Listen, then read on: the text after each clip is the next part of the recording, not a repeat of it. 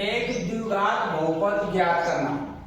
देखो आपसे पहले हमको द्विघात बहुपद दिया था, उसमें शून्यकों का योग ज्ञात किया था, शून्य ज्ञात किए थे, उनका गुणनफल की जांच की थी।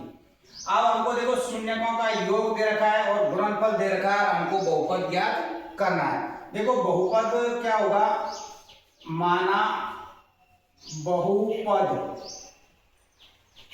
ये होगा हमारा ax² plus bx plus c बराबर 0। यानी हमको मान किसका दे रखा है, अल्फा प्लस बीटा योग, अल्फा प्लस बीटा का मान दे रखा है हमको 1/4। अल्फा प्लस बीटा का मान होता है -b/a और अल्फा गुणनफल इसका मान होता है c/a। यानी हमको यहाँ अल्फा प्लस बीटा का मान कितना दे रखा है 1/4 और अल्फा बीटा का मान कितना दे रखा है हमको -a। तो सबसे मेन चीज आपको ये ध्यान रखनी है, देखो इसमें अल्फा प्लस बीटा में नीचे भी है और इसमें भी है, ये दोनों में a है। और देखो इसका मान -b/a का मान 1/4 और इसका मान कितना है -a। तो सबसे पहले तो हमको ये पता चल गया यहाँ a का मान कितना रहेगा 4, तो इसके नीचे भी कितना लिखना है हमको यहाँ पर 4। तो इससे देखो अपन को इसकी और इसकी तुलना करो, इसकी और इसकी तुलना करेंगे तो b का मान कितना आ गया हमारा -1 और a का मान देखो इससे तुलना करो, a का मान कितना आ गया हमारा, a का मान आ गया 4 और c का मान कितना आ गया, देखो c का मान ये इससे तुलना करेंगे यहाँ c का मान कितना आ गया -a। अब जो आपके पास में a b और c के मान आए वो इस समीकरण में रखने हैं। देखो a का मान 4 तो यहाँ 4 रखना है, 4x² माइनस, देखो ये माइनस चिन्ह है यहाँ पर, तो ये हो गया यहाँ पर माइनस का x और c का मान कितना है -1 बराबर 0। यानी आपको योग दे रखा है, गुणनफल दे रखा है और आपको ये बहुपद ज्ञात करना है। ये बहुपद आपको याद रखना है ax² plus bx plus c बराबर 0। तो अल्फा प्लस बीटा योग का मान होता है -b/a, अल्फा बीटा का मान होता है c/a। तो आपको देखो ये याद रखना है, इसका मान 1/4 है और इसका मान 1 है, इसमें भी a है और इसमें भी है। तो सबसे पहले तो इन मानों को आपको बराबर करना है। तो a का मान तो कितना आएगा आपका 4 और b का मान आया आपका -1 और c का माइनस कितना आएगा, c का मान देखो ये यहाँ पर 1 कब आएगा, जब अपन यहाँ भी 4 रखेंगे और यहाँ भी कितना रखेंगे 4।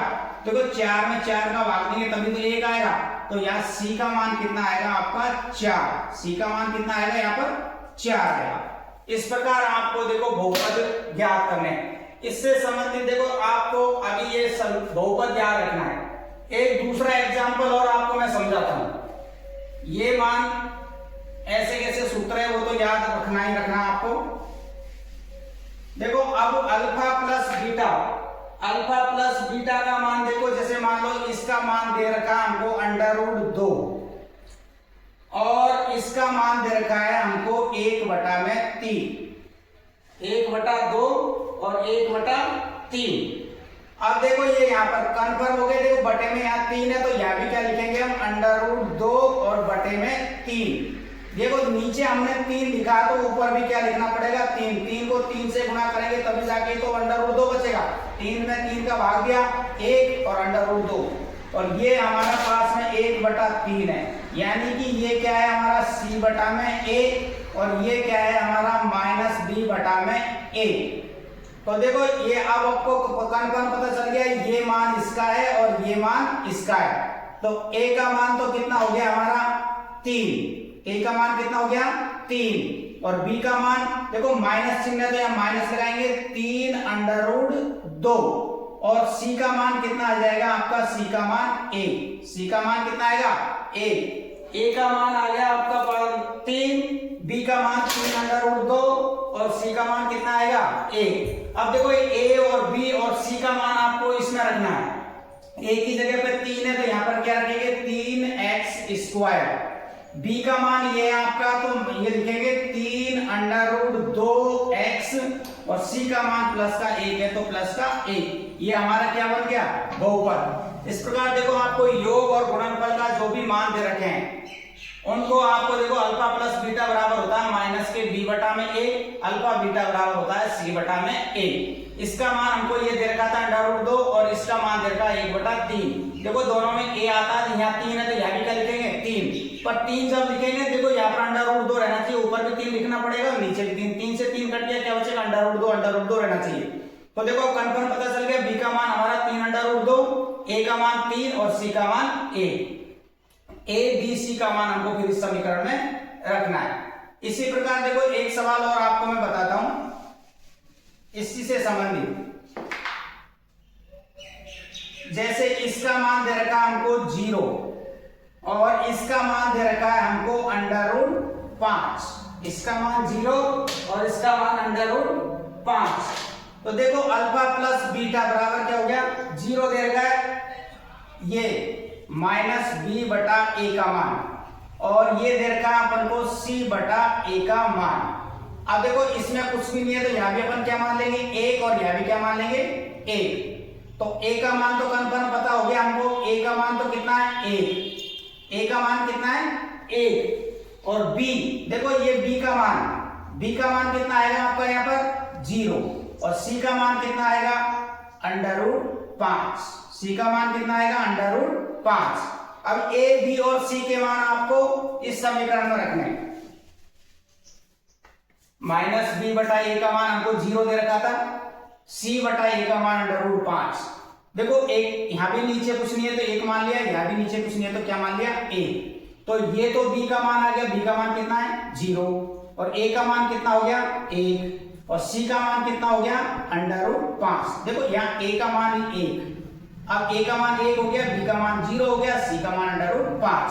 आपको इस समीकरण में रखना है, देखो ए की जगह पे 1 रखेंगे, 1 को नहीं लिखते तो x² का x², बी का मान 0 है, बी का मान यहाँ 0 रखेंगे, प्लस का चिन्ह है तो 0 और बी और सी का मान √5 है तो सी का मान √5। देखो इसको गुणा का चिन्ह होता है बीच में, तो 0 को b से गुणा करेंगे तो 0 हो गया, तो ये हो गया x² प्लस √5। इस प्रकार देखो आपको शून्यकों का योग दिया होगा, गुणनफल दिए होंगे और आपको बहुपद पूछेगा तो ये आपका बहुपद ज्ञात करने का तरीका है। इस प्रकार से आपको बहुपद ज्ञात करने। अब इन्हीं सवालों से संबंधित मैं आपको कुछ एग्जाम्पल दे रहा हूं, उनको आपको खुद को अपने हिसाब से हल करना है। अगर उसमें कोई दिक्कत आती है तो आप मुझसे पूछ सकते हैं। देखो इसका एग्जाम्पल नंबर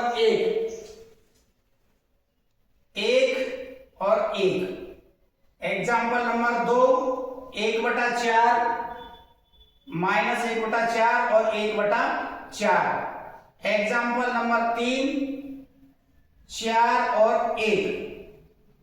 इनको आपको हल करना है। जैसे मैंने आपको 3 सवाल समझाए, ये आपकी किताब के ही सवाल है और 3 एग्जाम्पल दिए हैं, आपको उनके अनुसार ही इन सवालों को हल करना है।